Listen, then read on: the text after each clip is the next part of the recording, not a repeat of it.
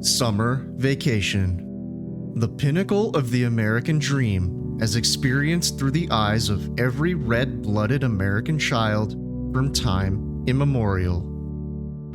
As the children of Pine Creek spent their summer days sleeping in and feasting on Captain Crunch in front of the TV by late morning, they spent their afternoons at the local playground, crawling over jungle gyms, playing hot lava, and rode their bikes home only as the day began to wane into night. As the sun would make its descent behind the majestic Rocky Mountains, they would finally ride home, watching as what seemed to be endless rows of houses pass by, front windows flickering soft blue from the gentle glow of televisions within, and the sweet aromas of freshly mowed grass, charcoal grilling, and dubage permeated the air. Arriving home, their parents would have dinner already waiting for them, before going off to spend the rest of the night playing Mario Kart with the other neighbor kids. To the children of Pine Creek, it seemed as though the summer of 2017 would last forever. But you know what they say about good times, don't you? Good times never last.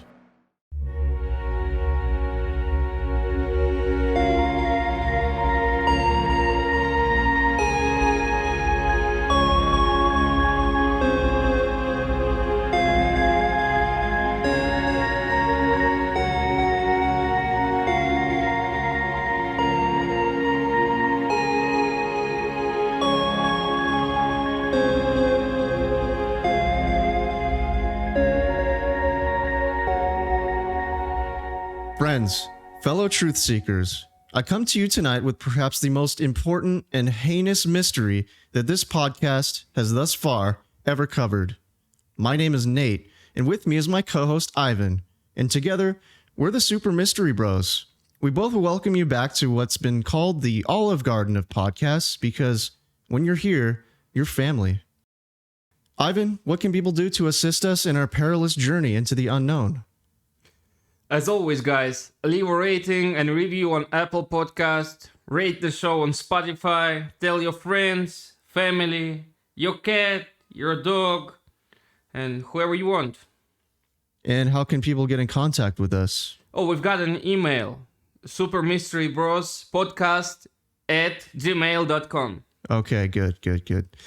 And also they can leave us a voice message on the anchor.fm link in the episode description. All right, man, are you ready to get into this mystery? Let's get it started. Joseph James D'Angelo, Ted Bundy, Richard Ramirez. The mere muttering of these names conjures up images of unspeakable horrors perpetrated by the most despicable humans that mankind has to offer. In the summer of 2017, a new type of serial predator appeared in the city of Colorado Springs, Colorado.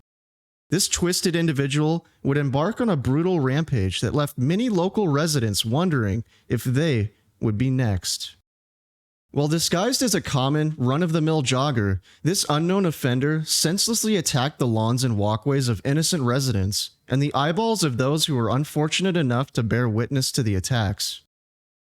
Taking a dump, as it's informally known, is something that we all do, but what happens when shit is used as a weapon of mass destruction? In the 5th century AD, Scythian archers would dip their arrows in feces before firing them toward the enemy. This would make even a minor wound from the arrow become fatal, causing infection that ancient medicine could do nothing to help fight against. In the Middle Ages, some armies would use catapults to sling human feces over castle walls in order to spread death and disease among its inhabitants during sieges. In one battle in particular, the 1347 Siege of Kaffa, the Mongolian army slung dead bodies and human feces over the city walls, spreading the bubonic plague among the residents, and ultimately being the spark that ignited the Black Death. As the Italian traders fled the city, they brought with them the pandemic into Europe, leading to the death of approximately 30 to 60% of the entire population of Europe. An anthropologist by the name of Wade Davis, in his book Shadows in the Sun, recounts the tale of an Inuit man In a TED Talk he gave in 2003, he recounts the story of an elder man who refused to comply when the Canadian government forced his people into settlements. He vehemently wanted to stay on the ice. His family then took away all his tools, thinking that that might induce him to change his mind. What he did instead was defecate into his hand, form it into the shape of a blade, let it freeze, and use saliva to sharpen the edge. He then skinned the dog, made himself a sled out of its ribcage, and used the skin as a harness for another living dog. With his new knife and sled, he rode off into the night. All right, man, let's get into the meat of this mystery, shall we? In July of 2017, the Buddy family, who lived in the Pine Creek area of Colorado Springs, were just relaxing at home one warm afternoon. Kathy, the family matriarch, was home with their 2 children, who were out of the school for the summer. As the 2 children look out of their front window, an otherwise unassuming female jogger ran by the front of their house. As the children watched the jogger for a few moments, they were shocked and horrified by what they saw next. Without warning, the jogger trotted onto their lawn, pulled her jogging shorts down, assumed a squatting position, and then all hell broke loose. The 2 children came running up to their mother, Kathy, in a frantic state. Quote, "There's a lady taking a poop," they cried. All right, man, let's kick off this story by rolling clip 1. Well, this is new tonight. A family has had enough. They say a woman is defecating on their sidewalk at Briargate and Union in Colorado Springs. They've begged her to stop, but now Springs police are getting involved. 11 News reporter Spencer Wilson joins us live in the studio. And Spencer, this is so gross. What is the family saying about how often this is happening? Elisa, according to the Buddy family, about once a week. They're getting all too familiar with the paper towels she wipes with and the nasty surprises she leaves behind. We call her the Mad Pooper of Pine Creek. Kathy Buddy and her family have had enough. And it's not like it's private. People can see you. I mean, we're seeing her, so. Pants around ankles, in broad daylight, her kids saw it happen first. They came screaming, you know, "You're not going to believe this." They're like crying. It's like, what? And they're like, "There's a lady taking a poop." And so I come outside, it's like, oh dear goodness. And so I was like, "Are you serious? Are you really taking a poop right here in front of my kids?" And she's like, "Yeah, sorry." Kathy says if that was it, there wouldn't be a problem. And so I thought for sure she's mortified. It was an accident. She'll go get a dog bag, come back, clean it up, you know, and never run here ever again. Not the case. Kathy says the runner knows what she's doing and comes with napkins in her pockets. There's a bathroom across the street right here. Our park has porta potties. There's a gas station right here. She's even working on an embarrassing smear campaign, posting this sign to get her to cut the, well, you know. Quick, because it's disgusting. I mean, bottom line is it's disgusting. Officers have asked Kathy to snap some pictures of the runner and get the word out, hoping she will stop before indecent exposure and public defecation charges. It's just not a natural thing we would do in our society to drop your trouser and relieve yourself right there when you know there's people around, especially.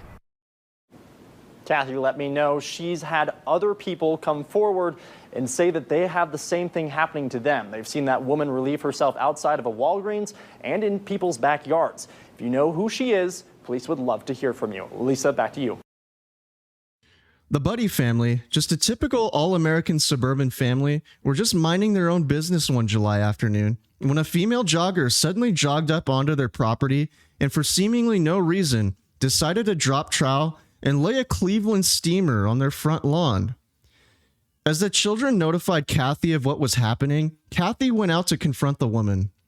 Kathy reportedly said to the woman, quote, "Are you serious? Are you really taking a poop right here in front of my kids?" End quote. The woman replied, quote, "Yeah, sorry," end quote. After wiping herself with paper towels that she brought with her, the woman discarded her soiled paper towels right next to her business, casually pulled up her jogging shorts, and then jogged off as if nothing even happened. Mortified, Kathy Buddy assumed that the woman would come back with a doggy bag, clean up her mess, and never dare to show her face in the neighborhood again, both out of horror and embarrassment. She was wrong. Over the next 7 weeks, the same female jogger would defile the body's lawn and sidewalk at least once a week. The woman would also switch up her schedule, assumingly because Kathy began to take notice and watch out for her. The female jogger would squat down and drop a lone sausage on the body's family property at least once a week. Kathy Buddy was dumbfounded. There were public restrooms within spitting distance of her home. Across the street from her home is John Venezia Park, which has brand new restrooms. There was also a gas station a block away. Why would this strange woman choose her yard and sidewalk as her dumping ground of choice? Quote, young kids actually witnessed this and went in and said, quote, Mom, there is a lady defecating in our yard, end quote, said Colorado Springs Police Department spokesman Lieutenant Howard Black. Quote, maybe they didn't use that word, but the woman went out and confronted her, and it was clear that she just took off, end quote. Kathy eventually had to resort to posting flyers around her neighborhood in big bold lettering stating, quote, to the female jogger that continuously uses our walkway as her toilet, please stop immediately. You have already exposed yourself to our children and the police have been contacted twice, end quote. However, her pleas went ignored as Kathy kept finding the woman's feces on her property. Quote, I put a sign on the wall that's like, please, I'm begging you, please stop, Buddy told KKTV.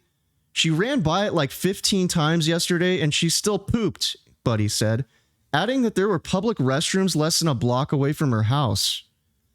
Quote, 2 other times we've caught her yesterday. She changed up her time a little bit because she knew I was watching, end quote. The Colorado Springs Police Department was also dumbfounded. Quote, it's abnormal. It's not something I've seen in my career, Sergeant Jonathan Sharketti said.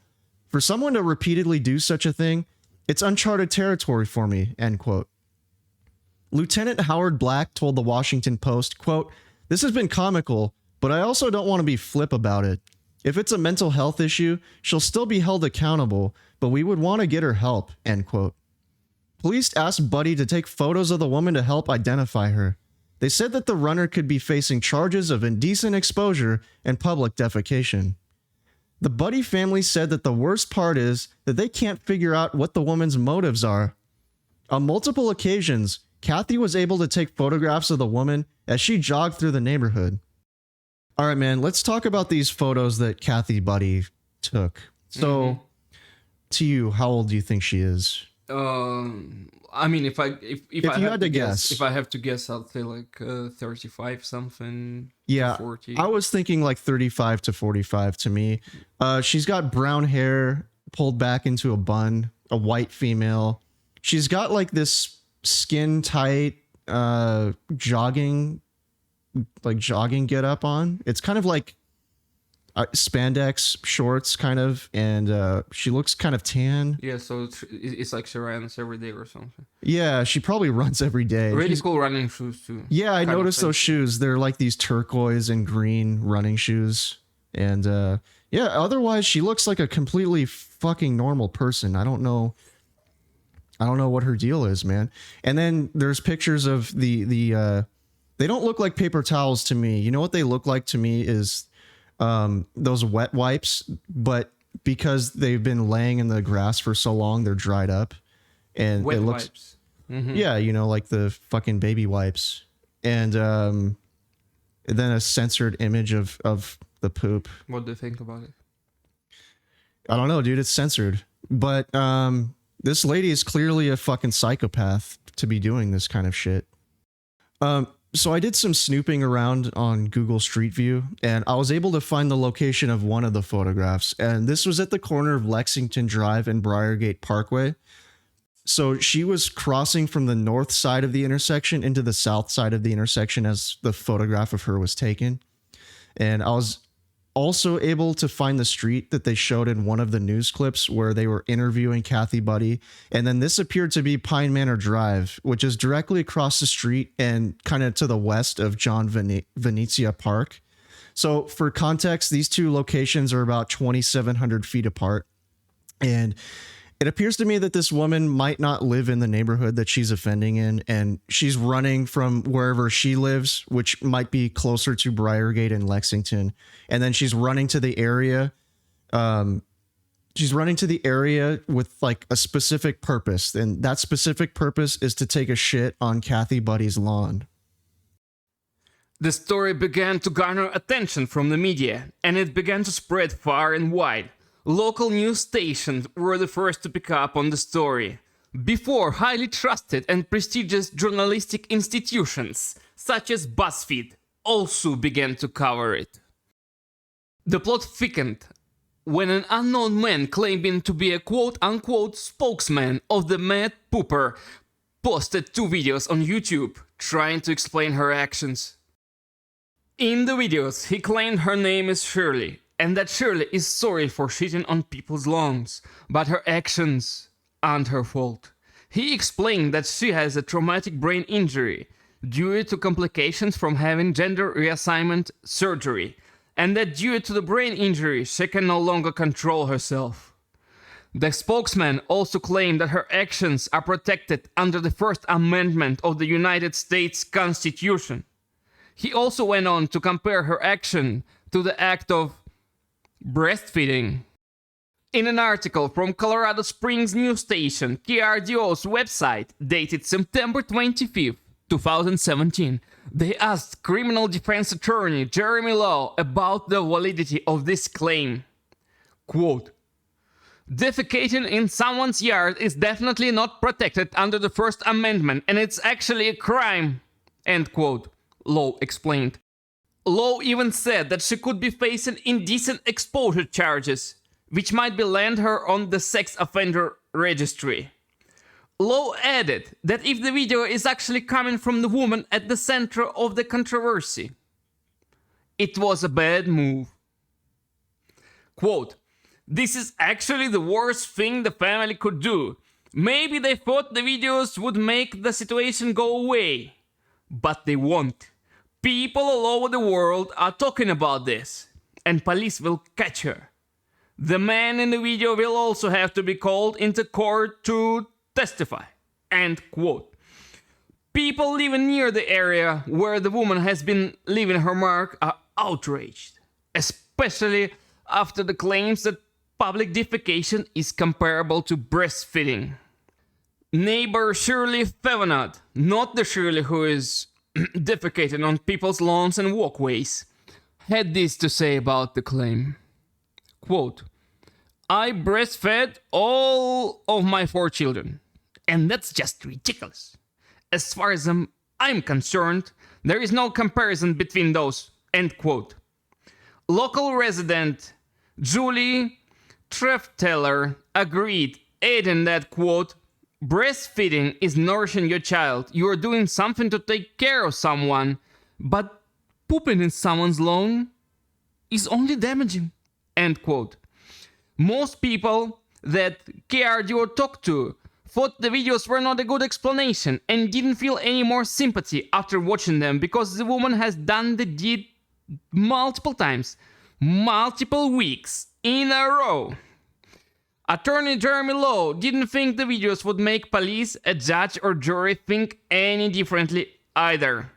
The videos from the man claiming to represent the Mad Pooper later turned out to be a hoax.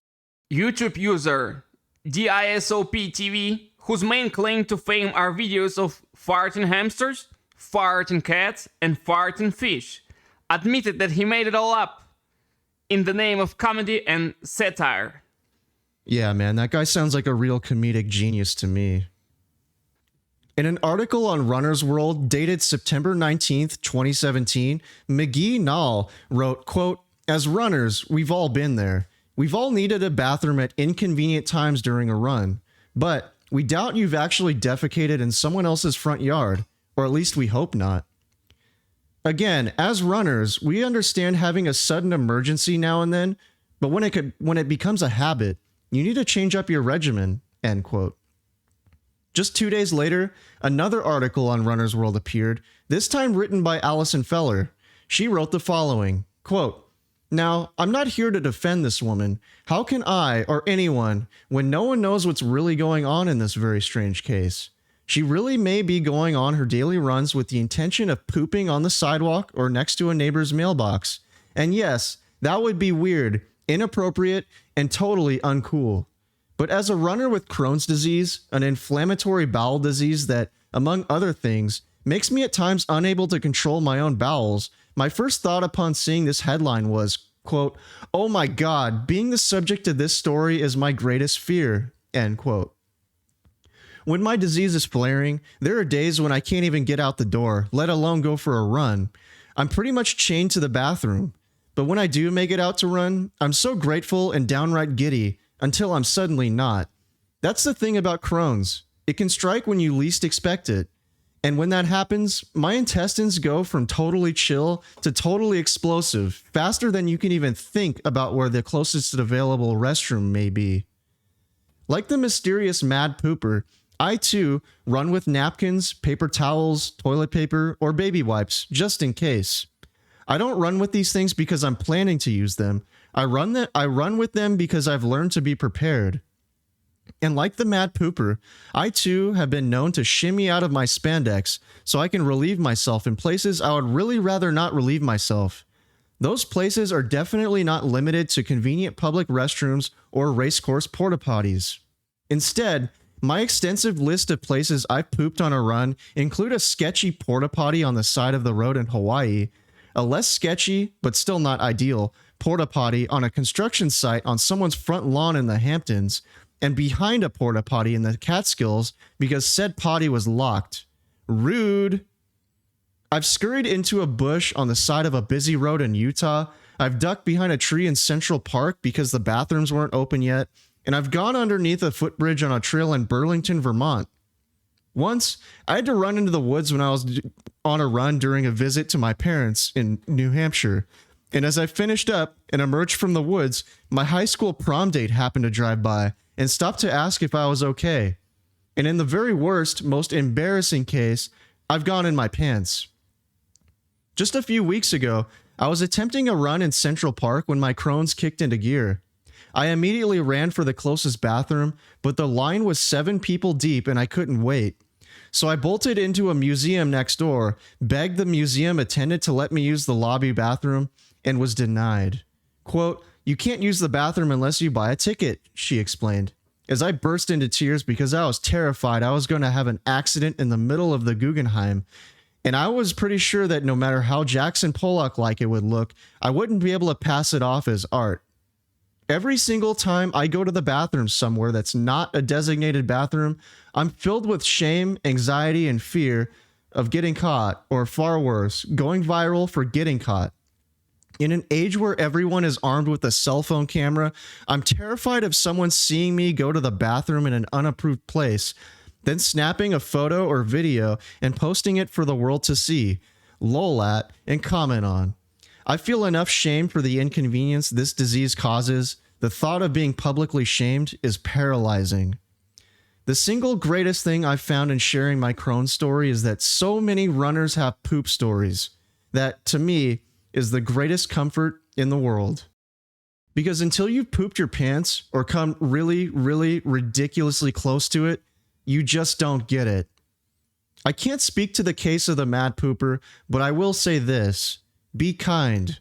If you see someone having a mid-run accident, consider looking the other way, because one day, you too may eat a burrito that doesn't agree with your stomach, and you may find yourself in a non-bathroom situation. So, man, I want to ask you, have you ever found yourself in a non-bathroom situation? In some shitty situations? Yeah, I mean, like Allison Feller said, a non-bathroom situation. As an adult. You mean? I mean, like we've all. As an adult, maybe not really. I usually make it to the bathroom. I don't know. I've got kind of a similar a similar story to Allison Feller. This is probably like a year ago. I was at the gym and my trainer offered to treat me to lunch, and I just drank my protein shake. And as we were walking to the restaurant, he gave me a cigarette. So I had a cigarette, I had protein. We ate at this dirty ass hole in the wall restaurant near my gym.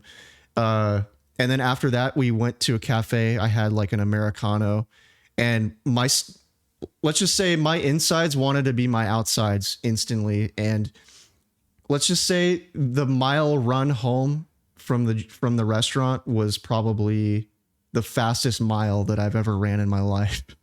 So Nice. As the story began to spread and became a global news story, Charmin, the toilet paper company, posted a tweet on September 20th, 2017, reading, quote, "If the hashtag Mad Pooper turns herself in, we'll give her a year's supply of toilet paper to help with her runs. Poop emoji. Hashtag enjoy the go." all right, man. So let's say you were the mad pooper. Would you turn yourself into police for a year's supply of toilet paper? I mean, man, year's supply is not enough. At least like 5 years or something. Yeah, to me, what Charmin's doing is just like a publicity stunt to advertise for their company. I mean, like, dude, me personally, I would never do that. You'd land on some sex offender registry maybe, or get fucked over by legal fees and all that. So how many years of toilet paper supply do you need, man? How many? Well, as you know, I have I guess the technical term is Japanese ass blasting toilet. So I don't even really need that much toilet paper. But think like a businessman, man. If you have like unlimited amount of paper you can get, how much would you? What do you mean unlimited? Like if you can get like 1,000 years supply, would you turn yourself in so you can sell it? No, dude, I don't think any amount of toilet paper is worth that. But going back to the Japanese ass blasting toilet that I have, there's just no way I'm going back to dry wiping. To me, if you still dry wipe in 2023, you're a fucking barbarian. As the case turned cold, Patrick Redford, who is just an absolute pillar of the journalistic profession, wrote an article for the prestigious Deadspin Sports News website. As he asked the Colorado Springs Police Department for an update on the case, the public information officer sighed into the phone and told him that there were no updates and to just check their Facebook page and to stop fucking calling them. As the case blew up into an international news story and talks of legal action were discussed on the news, the Mad Pooper of Pine Creek disappeared like a shadow into the night, never to be seen or heard from again. To this day, nobody knows for sure who the Mad Pooper of the Pine Creek was or what her motives were. In an article from Psychology Today entitled, quote, "What's up with the Mad Pooper of Colorado Springs?" End quote, dated September 21st, 2017, Dale Hartley, PhD, who is a retired professor of psychology, attempted to analyze what the woman's motives are. The following is the excerpt from that article. First, are these incidents bathroom emergencies?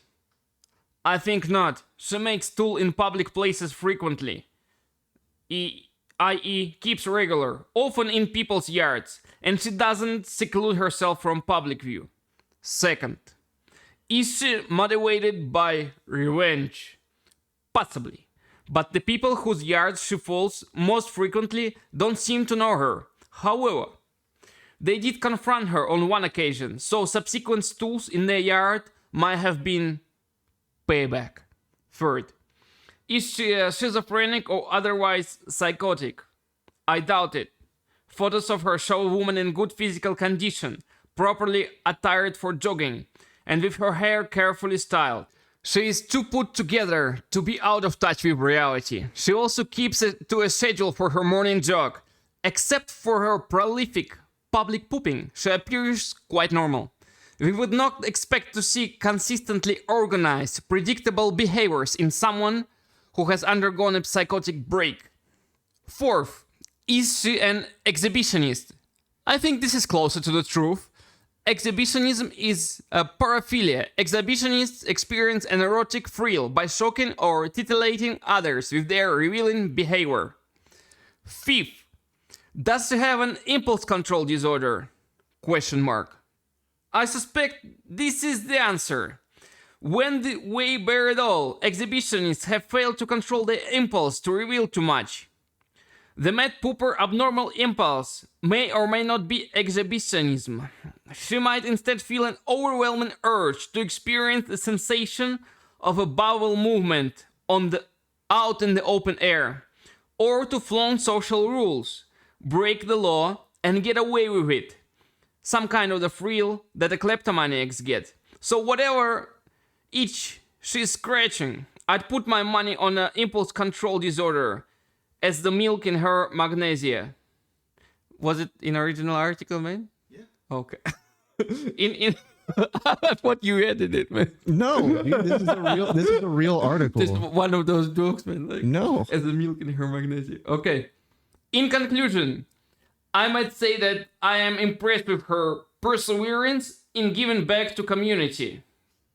All right, man. Well, that brings us to the end of the story. The Mad Pooper was never seen or heard from again after around September of 2017. So I think it's time for our theories. You want to go first? Yep. Okay. Well, man, I'm gonna start with my theories. And I might need to diverge a little bit because this story actually made me think a lot about many things and even some philosophical ideas and stuff. Yesterday, then we were talking during the dinner. I told you like, I have some thoughts, some smart thing to tell about that lady. Yeah.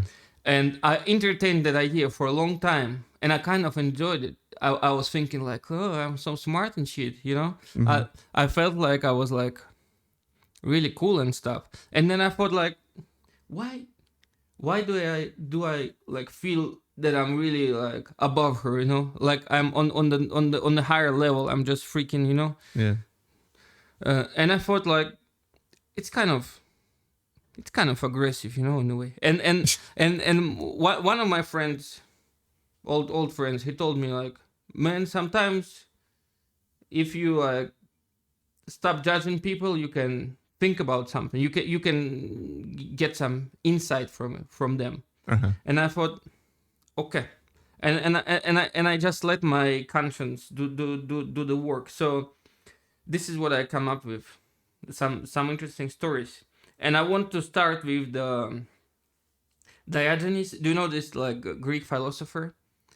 The guy who lived in the barrel. Oh, yeah. I hope I didn't mess up his name. Yeah. So the philosophy savvy listeners, just... I'm pretty bad with names of ancient Greek people too, but I know the guy in the barrel, yeah. Yeah, so if you guys know better, just let us know in the comments and shit. So I want to start with him because he had an interesting story. And I hope I don't mess it up. One day he was walking, and I think he was on the market, and I think he was walking with a lamp during the daytime, looking for honest people. Mm-hmm. And he would walk up to them and like, are you honest guy or what? And they will be like, come on, man. We live in these times, you know, and shit like that. I mean, it's my interpretation. But so he found no one. Wait. He was looking for honest men, but on the marketplace. But what does he mean by honest men? Something like that.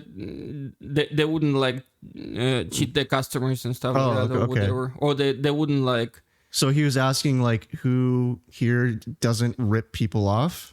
Maybe something like that, or something around, or something like who is the righteous man? You know, like the virtuous man. Who is the morally good and stuff like that. And he kind of found no one.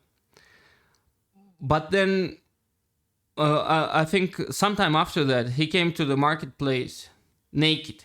And he was like jacking off jerking off like in the center, Right. and everyone is like started judging him like, hey, Diogenes, what the hell are you doing? Come on, stop that shit. This is fucking ridiculous, you know, or whatever they said in Greek, you know. So, and the moral of the story is like that the moral rules they change with time, and maybe like 2000 or 10,000 whatever years ago, maybe it was like okay to, you know, jack off in the middle of the freaking Right. forest or something, or people might think like, oh, What a time to be alive. yeah, or people might think like, oh, he's possessed by some spirits, he needs help, you know, stuff like that. But at the society in Greece, they kind of judged him and told him like, man, what the hell, like why are you doing this? So the moral rules they change, and I got it from the lecture of the. I got this idea from the Lecture. Yeah, I got this info from the lecture of John Verweke or something like that, Canadian professor. Sorry, I messed up. I don't know how to read that guy's name either. So in his lectures, John Verweke, he talked about the, if I'm not mistaken, he talked about the confusion that people make. They confuse the purity code, like for example, that you cannot do some things in public, some behaviors are not like pure, they're like dirty or whatever, which is like, I mean, it changes constantly. Like that example I said, for example, 10,000 years ago. Yeah, okay, yeah, maybe something was okay. You're talking about like, okay, I know what you mean. And confusion between purity code and morality, moral code or something. It's like if you like lie to someone, if you like cheat someone, if you like do some like terrible shit, steal someone's money, and sometimes people pay more attention, or they confuse purity with morality in a way. Okay. That I was trying to say with that story. I was trying to convey that. Okay, that makes sense. So that's the first part. The second part, which came up to my mind, it was another philosopher actually, the Marcus Aurelius, and in his book Meditations, he said something along those lines. It's not about like cheating and stuff, but I guess similar in a way. He said like, if a man, something along those lines, if a man doesn't smell good, or women, or like he looks like, you know, dirty or whatever. He said something like, if you cannot approach them without like, you know, superiority, right, like on the same ground, not being like freaking judgmental and like, you're like freak or whatever, then he said like, don't do that. Okay, but hold on, man, because I think you're kind of looking at this in a way of like societal standpoint and judging someone for public defecation. But I diverged a little bit, but I'll go back. Right, but I think the main issue with this case is that this lady was defecating on somebody's private property. Yeah, it's different. Yeah. But I'll go back to that like in a minute or two. Right. It's close. It just came up to my mind. This thing just came to my mind. Then I was thinking about that lady, because I was just thinking about the story. I was on the side of society. Right. And I was like, what the hell, you know? What? So you're a mad pooper apologist? Is that what you're saying, man? In a way, not completely, of course. Of course, not completely. But Okay. I'm just trying to look at it from like different angles, you know, on the situation. And if you look at it from that perspective, it makes you like, it makes you be able to come up with different points. So I'll continue. So he said it's not the man's fault if he like smells bad or something, because it's not that he did. It's like it's not that he smells bad on purpose, or it's just that he didn't do something, so he didn't like clean himself or something. He kind of differentiated those two things. Right. But okay, I diverged. Let's go back to our story. And the question in my head is like, what could have been on her mind while she did her deeds? What could it have been? And I thought about one of the greatest movies of all time, The Green Elephant, man.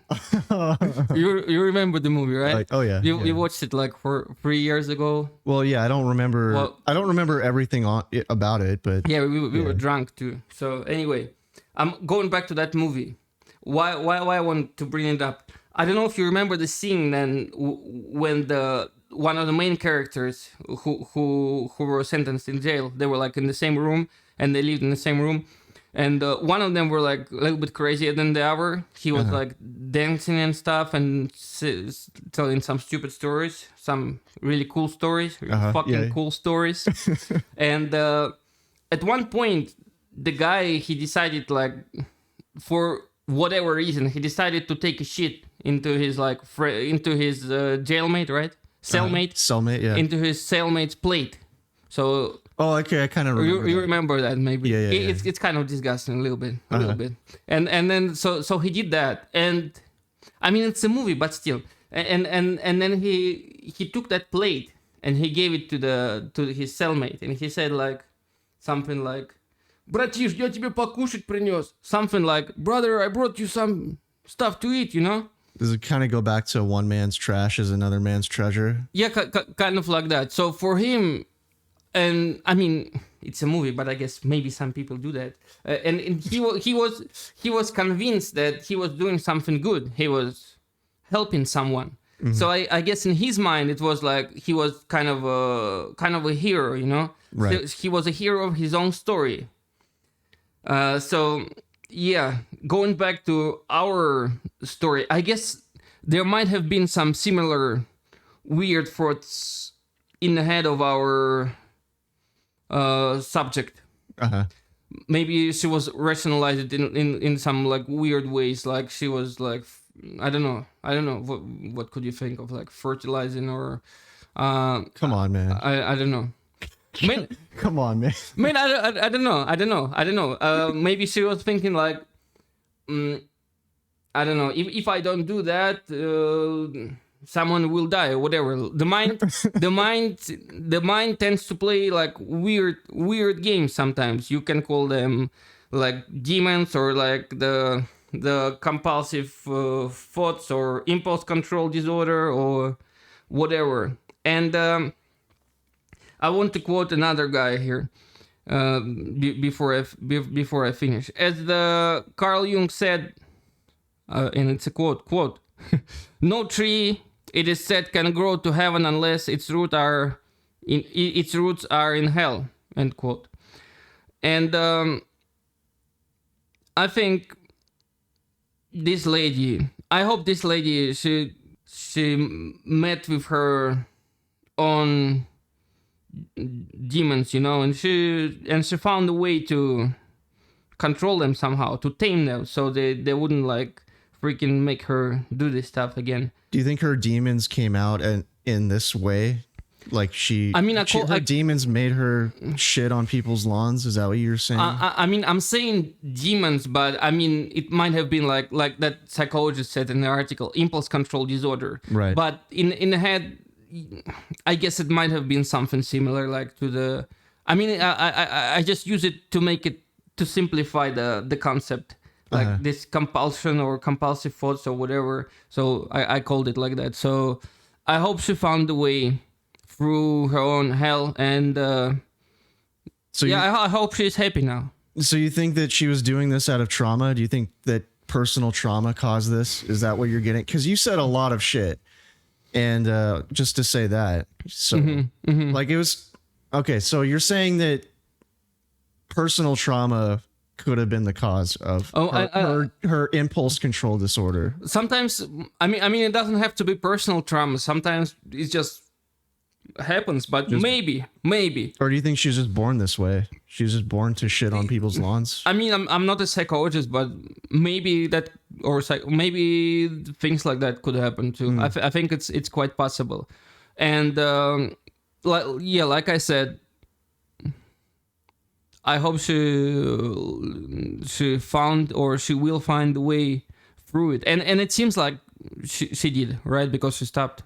Yeah, she stopped. And then yeah, I'll talk about that when it's my turn. So I think she probably had some issues. I think that would be my theory. Yeah. Well, yeah, I think she had issues too. All right, man. Well, are you done? Yeah, your turn. So at first, I thought I had a pretty good idea of why she might have been doing this. And I was thinking back to 2017, the summer of 2017, specifically, like the Charleston dust up happened. But then I checked the date. She started shitting on the Buddy family's lawn before the Charleston incident happened. So it couldn't have been that. But I was thinking that maybe it's possible that the Buddy family had like a Trump sign on their lawn or in their window, or like a Trump bumper sticker. And this lady was like a Trump hater, and she's like, "I'll show them. I'm going to shit on their lawn."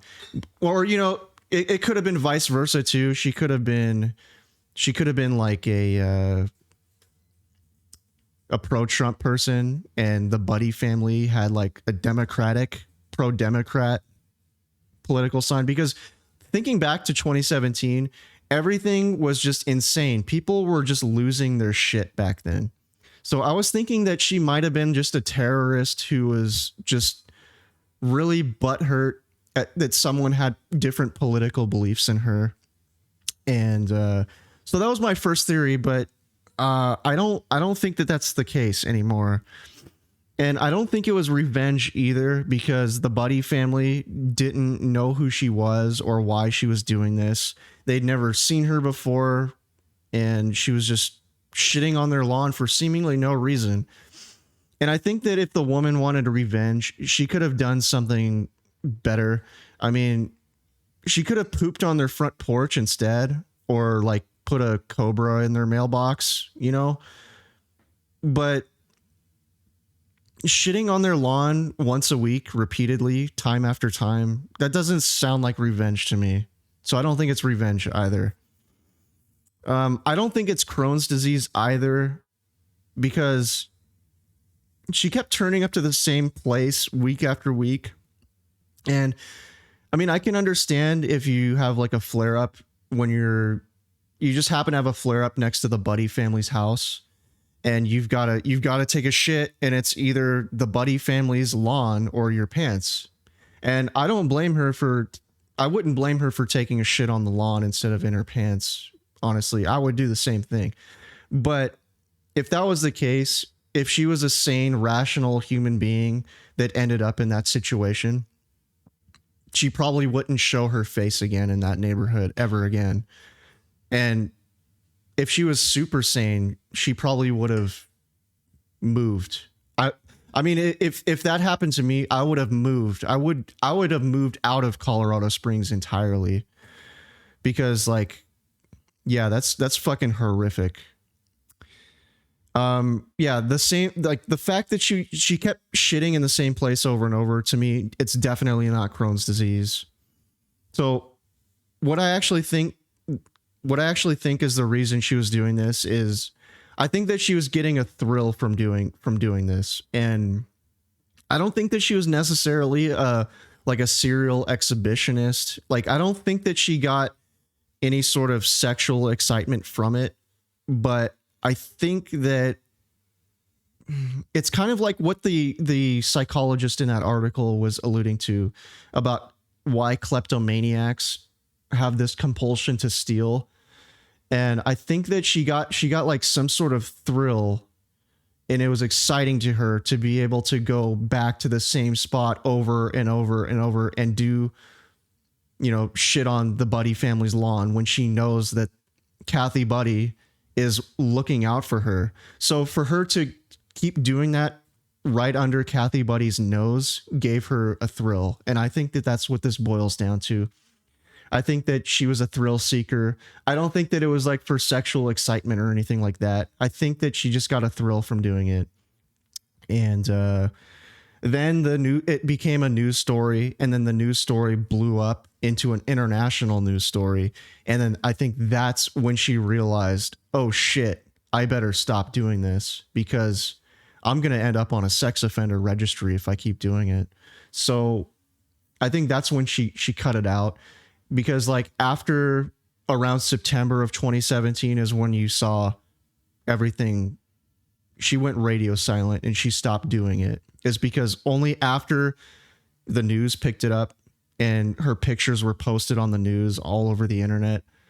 She's like, she probably moved out of Colorado Springs. If you ask me, I think she would have moved out of Colorado Springs because at a certain point, someone close to her would have recognized her and probably turned her in. So shitting on lawns aside, though, I don't think that she was like crazy, psychotic. I think if you take away shitting on people's lawns, I think that she lives a very normal life, probably. Like she's a very normal person outside of this one dark corner of her mind where she wants to do this as a way of seeking a thrill. And I think that's all it was. So what do you think, man? Yeah, it's it sounds good, but could you elaborate a little bit on your first theory? I mean, what were the events of 2017? Oh no, I'm just talking about, like after you hacked our election and Donald Trump became president and people either loved him or hated him. And look, I'm not here to tell anyone on this podcast who you should or shouldn't vote for. All I'm saying is that I remember the times back then when people were just freaking the fuck out at each other when it came to politics. You would read news stories all the time of people doing crazy shit because somebody had for example, a Hillary sign or a Trump sign or bumper sticker. People were just fucking insane and they were like unable to look past people's opinions, and they weren't able to see people who had different opinions than them as human beings. So I thought that this lady might have gone fucking psycho, just like a lot of people back then did, and just decided to do the worst imaginable thing, which is to shit on someone's lawn publicly as a public act of disrespect. Yeah, but like I think going back to Jung again, I think I read somewhere that he said these things that you are like really into some political movement, then you are like into like it's almost like a really big part of your identity, right? So I think, if I'm not mistaken, he said something like it's still like a failure to integrate aggression or something. So it's the way to for you to freaking be aggressive and stuff. Yeah. You're like, oh, those guys, it's because of them. Now I can do whatever. Yeah. Because they're evil and stuff like that. It's a way to dehumanize people. Yeah, exactly. So it might have been the case, but I'm not sure. Yeah. That would be like freaking high level stuff, man, for the political stuff, But it wouldn't be out of the realm of possibility for like the direct aftermath of the 2016 election. Like people were just losing their fucking minds and doing all kinds of crazy shit. Yeah. And it's just, it was just a hell of a time to be alive. So in the end, you think she was like a thrill seeker? Yeah, I think she was a thrill seeker, and the fact that Kathy Buddy caught her the first time she did it made it so that if she came back to the same place to do it again, it gave her like another thrill. It's kind of like drug addicts chasing the dragon. I think that's what they call it, chasing the dragon. And so like doing it over and over and over, it's sort of like an escalation, because each time you do it, increases the chances that you're going to get caught because the owner is going to be looking out for you more and more the more often you do it. So I think that's what this was. She got a fucking thrill from it, and I think that's all this was. And thrill or shame? Thrill to be able to do this and get away with it gave her. I think every time she did it and got away with it, she just euphoric. And I think that's what this was. Just a thrill seeker. Yeah. But then it blew up into this news story and she realized, oh, fuck, I got to stop doing this because I'm going to go to jail. I'm going to be publicly humiliated if people find out who I actually am. And I think, in my opinion, I think she probably moved out of Colorado Springs. I think she got the fuck out of there. But I want to like thrill seeking, yeah, but you know, I would think that that's not the normal kind of thrill, right? Well, everyone has different ways to scratch that itch. You know what I mean? Scratch that itch. Yeah. I mean, some people they'll go snowboarding, or some people will go shoplifting in a Walmart. Some people will go shitting on people's lawns, and I think people just have a different methods of getting that adrenaline rush. And I think for her, it was publicly shitting on people's lawns and getting away with it. But my question would be, if she was like, was she really conscious of that? Was she like really like, you know, it's like... Oh, in my opinion, absolutely. You think so? Oh yeah, absolutely. Because she had the paper and she brought fucking wet wipes with her every time. This was well planned and calculated. She's not some crazy homeless person who doesn't know who they are. She's planning this. She's going to the same spot time after time and doing it. Yeah, but because she got the first thrill there, maybe, right? Yeah, but I'm just saying that she kept doing it on the Buddy family's lawn because they caught her. And so to come back to that same spot gave her another thrill because there was more danger in that spot. That's the fucking danger zone, the fucking Buddy family's lawn. So if she could go back there and do it again right under their nose, that increases the thrill for her. Do you understand what I mean? Yeah.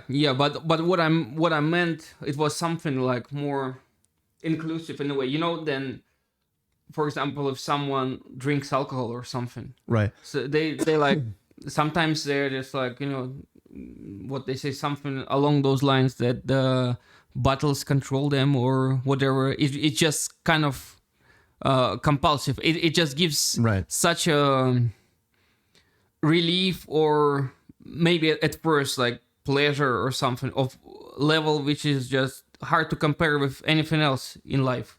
And then it's just like it becomes. I'm not trying to be like, you know, to say that she's like. I'm just saying, man, the human brain works in really fucking weird ways. Like some people become sex addicts, some people become like heroin addicts, some people become coffee addicts. You know what I mean? Like people just they have their own proclivities to certain types of addictions, and I think that for her, doing something risky in public like this and getting away with it was like the ultimate thrill for her. So we could argue that it was kind of addicting. Yeah, of course. I would say, absolutely. I would say she couldn't stop before the fear of the public humiliation. Right. So which is why it goes back to the impulse control thing. I think that she had the bad impulse control. She had some sort of impulse to do this because, and in my opinion, I think it's because she was a thrill seeker, and that's basically it, man. I don't think it's more complicated than that. And going back to one of the points I made, like, you know, with the addicts. I mean, I don't have much experience, but the thing is that usually they have some rationalizations. The mind works in a weird way and tricks them. Like they're like, oh, but maybe it's the last one or something like that. Yeah, you know? I just don't know. Like I just don't know how you can rationalize shitting on someone's lawn and then just like wiping your ass with the wet ones you brought with you, and then just throwing the shitty ass wet one on their lawn too. Because fuck them. Like, how do you justify that? Unless you dehumanize the family that whose lawn you're shitting on. But like I said, man, I don't think that it's any deeper than she was just doing this for a thrill. I don't think it was any beef against the Buddy family in particular. I just think that because Kathy Buddy caught her doing it the first time, she came back to do it again, because to come back and do it again is riskier, and therefore there's more of a thrill involved.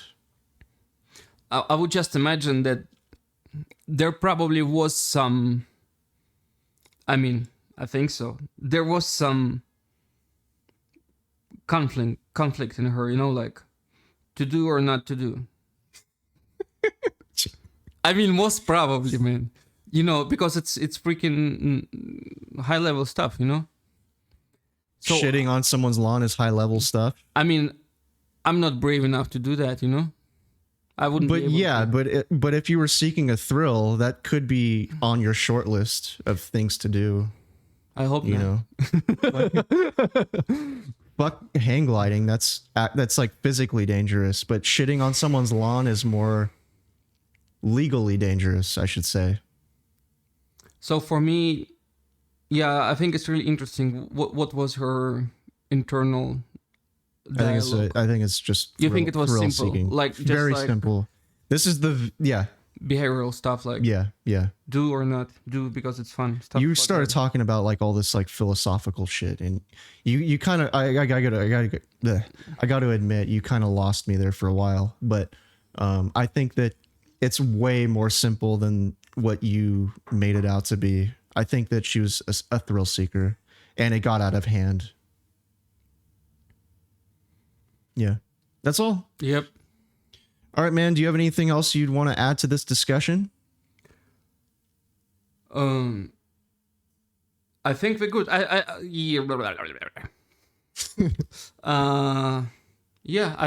think we're good. I made my points. You made your points. So. All right, man. Do you have any apologies, clarifications, or shout outs before we go? Yeah, I've got one super important clarification. Then you asked me whether or not I will. What was that about that toilet paper? Oh, get the 1 year. Would you, if you were the Mad Pooper, would you take the Charmin company's offer on the 1 year supply of toilet paper to come forward? So I said, I jokingly said, maybe 5 years. And I think 5 years is not enough, man. Maybe like freaking million years so I can make some fucking fortune out of it, And then it will be all right. You think you'd make a fortune out of 5 years worth of toilet paper? Not 5 years. I said maybe like million years of supply. Well, I think I would rather. I think between having unlimited toilet paper and not being known as the Mad Pooper. I think unlimited. I would choose. Man, if you're saying like real unlimited amount, and imagine if you are in the same time freaking toilet paper magnet and you are known as a Mad Pooper, you would like freaking sell it like hotcakes, man. You'll be there's there's just some things that are in life that are more important to money, in my opinion. Come on, man. I can't beat this freaking argument, man. It's not fair. It's just not fair. All right. Okay. Well, I've got an apology to make. I'd like to apologize for calling the people who don't use a Japanese ass blasting toilet barbarians. It was unfair of me, and it was a bit uncalled for. So I'd like to just apologize to all of our barbarian listeners out there. I should not have compared you to the people who dry wipe.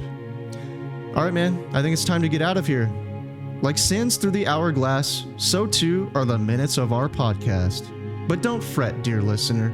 We'll be back again to breathe new life into an old mystery next time. Помните, ребята, истина прячется в тени.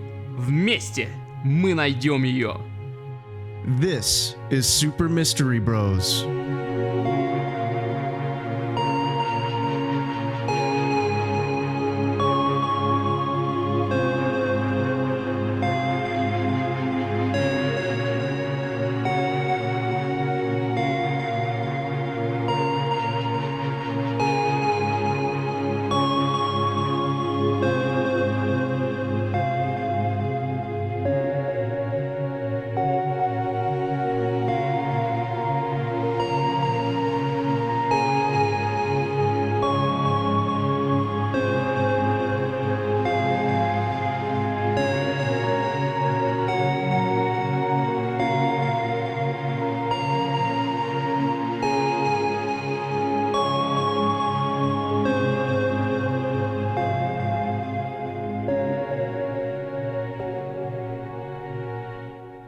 random. That was in that was Liberty City, right? Yeah, like New York. It was in Liberty Yeah, City. Yeah. Kind of like New York. I just remember when I first got it. It was rough, man. The PC version wasn't running really well. Oh. The port was bad. You know, now that I think about it, I might have that on Steam. I might have gotten it in one of those Humble bundles. But I never really played it. I used to play it at my cousin's house. Now that I think about it, on his PlayStation. And we used to play it online. But yeah, I don't. But Vice City was the best. Yeah, Vice City was the fucking shit, man.